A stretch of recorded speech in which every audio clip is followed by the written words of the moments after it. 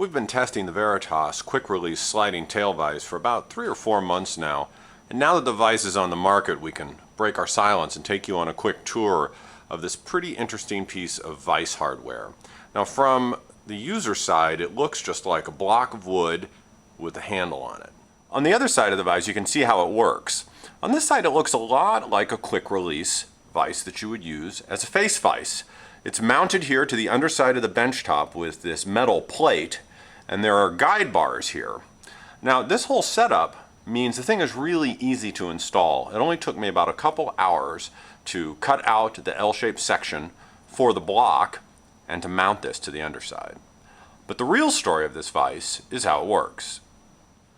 Here, managing editor Megan Fitzpatrick in her OSHA-approved shop shoes is going to show us how this works. With the quick release lever positioned up, the vise slides in and out really smoothly. When you move the quick release lever down, it locks the vise, and then you can move it in and out just like a traditional tail vise. The company says it provides 300 pounds of pressure, but we haven't tried that part out. One of the things I really like about this vise is it allows you to get your dog holes right up against the front edge of your workbench, which is great when working with fenced planes.